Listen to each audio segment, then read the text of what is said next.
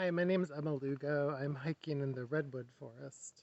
And if you're watching this, you're probably just watching me on Facebook or maybe TikTok.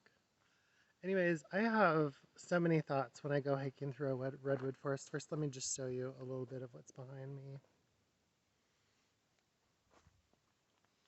And I'm one of those people who, like, I can't turn my brain off. My brain's just running nonstop all the time with lots of questions mostly. So, one of the questions I have is, how do you convey the aesthetic experience? I mean, how do you convey the experience of something that you experience to another person?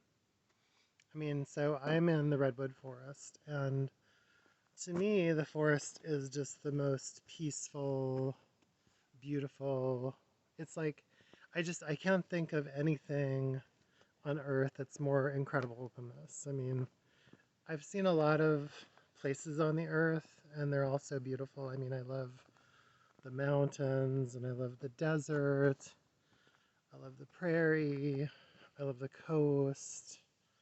I love big cities. I mean, I love all of those kind of environments, but there's something about a forest that is more aesthetically satisfying, I think, than almost any other kind of experience.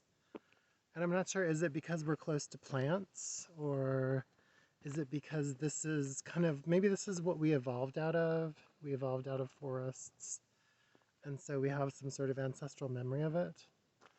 Or maybe there's some kind of energy that the forest gives, like it's this canopy of protection. But my question is, how do you convey an aesthetic experience? Um, because it's like we don't really know how to communicate with each other.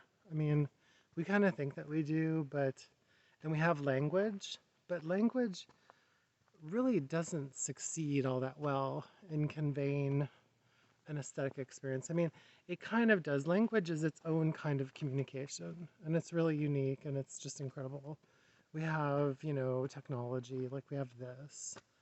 But I mean, if you're watching this, you probably just see there's some random person talking. I mean, you may not be having any kind of an aesthetic experience at all, because I mean, you're not here in the forest. So for you to have an aesthetic experience for you to have an understanding of what someone else is going through, what their experience is, you have to have some kind of framework for understanding where they're at. I mean, like if you're seeing a video of someone in a forest, then you have to have some awareness of what a forest is in order to even begin to guess what their experience is.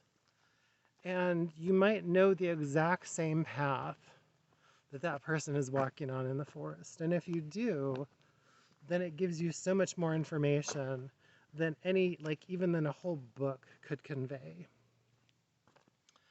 And I have this feeling that that's kind of how all language is. And that's on some basic level how all experience is. So whether you're trying to understand an aesthetic experience that's been related to you by an artist, or if you're just trying to understand, somebody who's speaking to you, there's all of these ways in which their identity and what constitutes their identity really forms the framework around how they can communicate with you and how we can communicate with each other. So, like, while I was on the hike today, I was passed by a couple, and they had two really cute little twins. They were like really small. And as they walked by, I heard them say, the first one said, "Is that a boy or a girl?" And then the second one said, "Oh, that's a girl." So these are children, and it's like, for me personally, I don't have any problem being outed. I don't have any problem being red. I mean, I'm happy to be red. It's not a big deal. When I first transitioned, it was a big deal. But now it's not a big deal. I don't really care. But what was interesting to me is that, like, those children had an idea of what a boy was.